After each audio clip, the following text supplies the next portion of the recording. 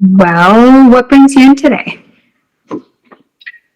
I don't know. My parole officer made me come. I got court ordered, and I am not wanting to be here. They said I had an anger problem, and I drank too much, and I was high on meth, and they locked me up, and I got to do this. So I'm here. Maybe. Well, it sounds like you got into a little bit of trouble, but you're trying to get everything back on track. Is that fair to say? Or And are you just kind of following the steps that you need to do to finish up for now? well, I want to get back on track, but it's just I haven't had a. They don't feed me good meals, and I can't sleep at night in the jail cells, and this is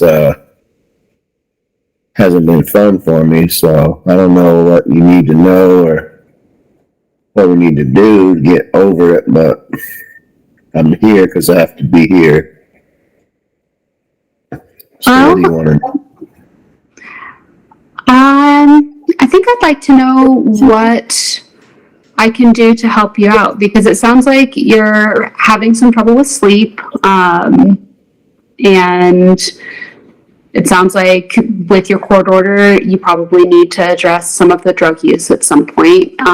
Is that fair to say? Yeah, that's fair because I had to sober up in jail.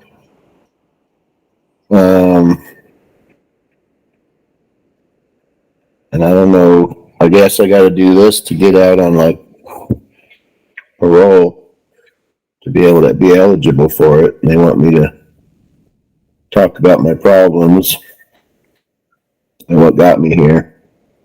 But I just get frustrated, and I got frustrated. I stole a car, and I wound up here.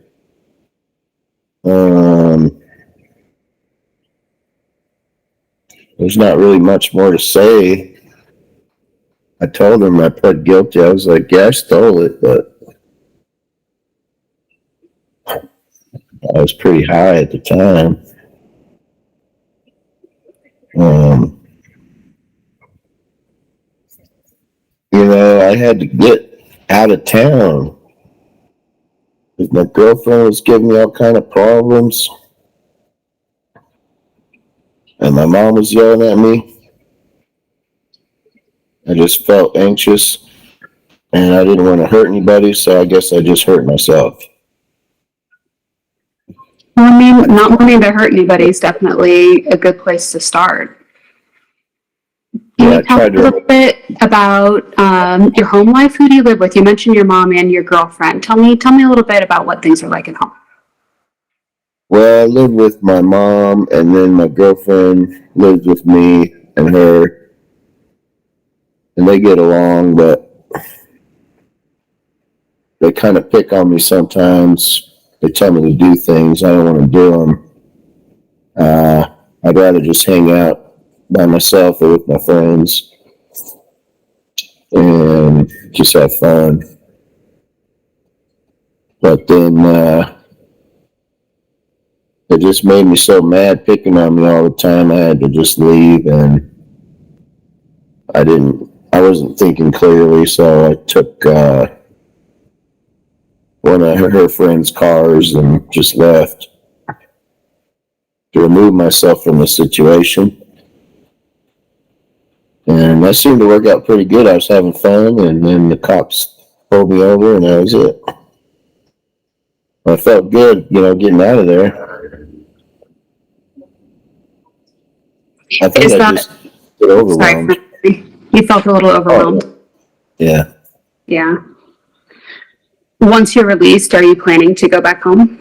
Is that where you're going to be once you're out? Uh, no, they'll probably put me in some kind of halfway house and all that, and I might end up homeless. I just don't know. But because I don't know if they'll want me back or not. I guess that's part of the negotiation that we have to figure out. But right now, I don't feel so anxious, but I just have a tendency to get overwhelmed really easy, and I can't think clearly, and then I do stupid things. So when you are court ordered, are you court ordered for therapy for drug abuse or for anger management, just to clarify? I guess probably both. Okay. And they got me in anger classes and drug classes too, but they want me to talk about how I'm feeling. Okay. They said they said it was necessary, to get down to the root of it and all that. Okay, so it sounds like we're going to be discussing anger management and drug use, and you also had mentioned sleep being a concern for you. Is that correct? Yeah, well, I can't sleep where they got me now. It's too loud. Everybody's screaming all night. So that's why I want to get out on parole, go to like at least a halfway house I can sleep. Okay, that definitely makes sense. And then just so that I'm clear, the one other thing that you'd mentioned that I want to make sure that I have down is you mentioned feeling really overwhelmed, and I think maybe talking about some stress management might be a good idea. Would that be fair to say? Yeah, I mean, if there's a better way than stealing a car, I'd be down to learn. I think that we can work toward that. Do you think that'd be a good starting point? I think so, because for some reason that's all I could think of doing. I didn't have any other ways to. Otherwise, I was going to freak out and yell at everybody. So I figured that'd be the easiest way out. Well, it sounds like you're wanting to take care of the people in your life and not to have those angry outbursts. And so I'd say that that's a good start, and that we have at least a basic idea of what your expectations are for our meetings. I mean, if it'll get me in a halfway house, I'm down, because I really love my mom and my girlfriend. I don't know why I can't talk to them unless I'm angry. I can't really express myself unless I'm angry for some reason, because I guess I don't have a grasp on how I feel all the time, and it just builds and builds, and it just erupts out. I can't help it. Well, I think talking to someone is probably a pretty good first step. And even though it's court ordered, if you're ready to work on it, and it sounds like you are, is that right? Yeah. Yeah, I guess so. Now that I'm here, taking those steps, then we're here to support you. it's a lot better than I expected it would be. I thought you were just going to shrink my brain and ask me dumb questions, but I feel like you listen to me, and if you're on my side, I'm definitely willing to work with you, because I have a lot of respect for women, and they play an important role in my life. Well, it definitely sounds like your mom and your girlfriend are both pretty integral figures for you. They're definitely my support. They're my support system. I don't know why I just can't treat them right, I guess. I don't know why I get overwhelmed. I get anxious, and they tell me to do stuff, and I don't want to do it. It's hard, and I just figured it'd be easy if I was just by myself, but I don't know how to. Then I make bad choices, because I don't have anybody else there to help. I think we probably are good for now, if that's okay for you. I'm not sure how to close it, just because I just need the intake part with the expectations. Are you good? Sure. Okay. Sorry, I don't want to cut it off before it's. I want to cut it off before it's too long too. Good. Okay. We How got many 5 minutes minutes. did we get on there? 5 minutes? We got 5 minutes? Till I got 5 6:30. minutes. Yep. Lee, why don't you talk a little bit about why you're here today? My name is Dr. Rill, by the way. Dr. Rill. Well, it's nice to Dr. meet you, Rill. Dr. Rill. Bob. Bob. My pleasure. Tell me why you're here today. I'm here for a little bit of support with stress management and anxiety. I've been in treatment before, but it's been about 5 years, and I think lately I just have been feeling like there's way too much on my plate, and I am not juggling everything that I need to in a way that makes me feel comfortable. You're feeling overwhelmed. Oh, I'm feeling overwhelmed for sure. I am a single parent, and even though I have been typically in the past making enough time for self-care and like to get myself outside and go for a walk and do some things that kind of like mitigate my stress, lately I just have been feeling like there's so much to do that I'm just kind of fraying at the ends. I'm not making time to do any of the things on my like self-care list because I have too many things on my to-do list to take care of before I approach that.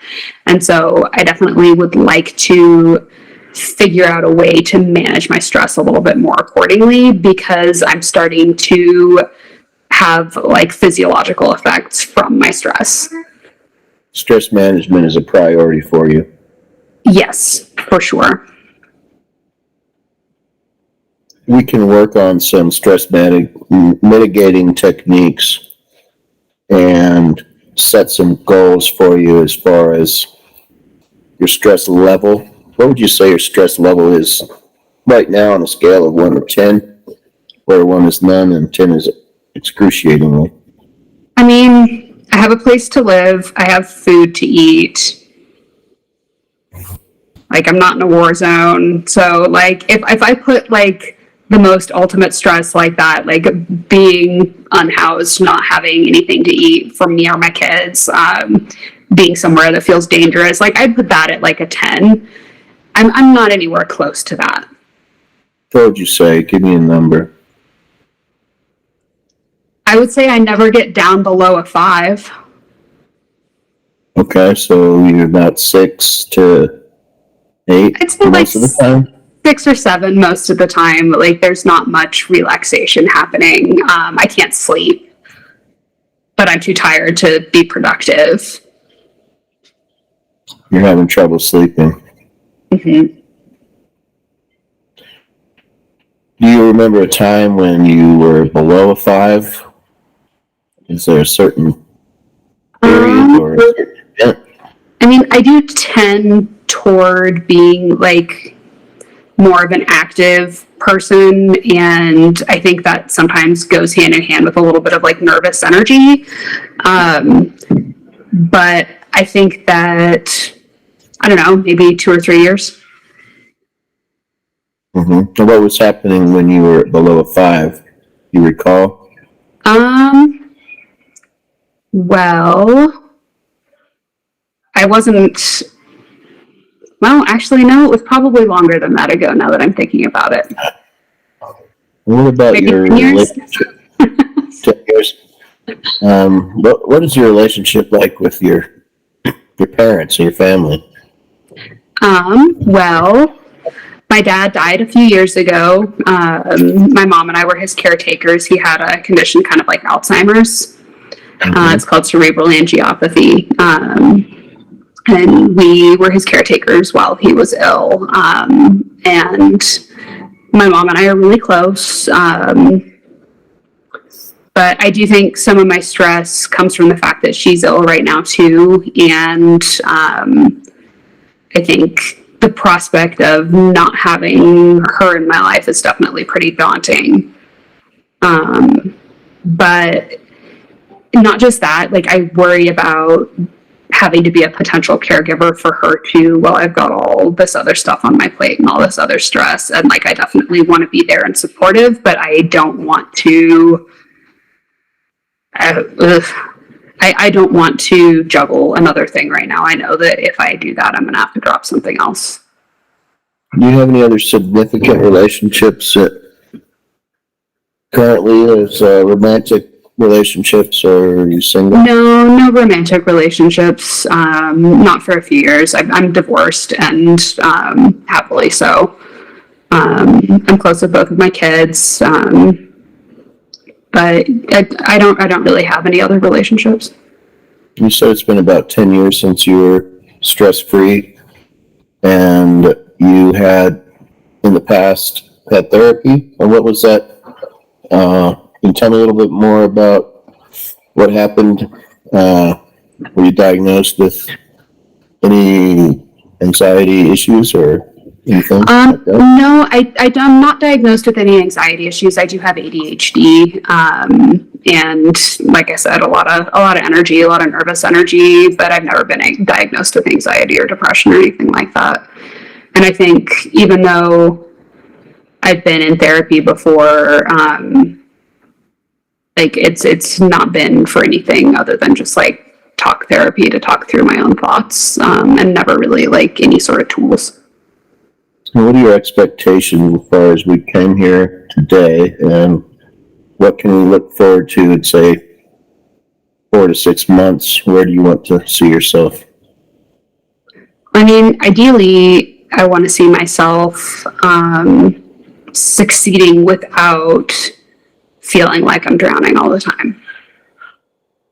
I think that moving on in 6 months, I ideally what I would like to see is some new tools to help cope with stress and maybe to help me manage my nervous energy a little bit better.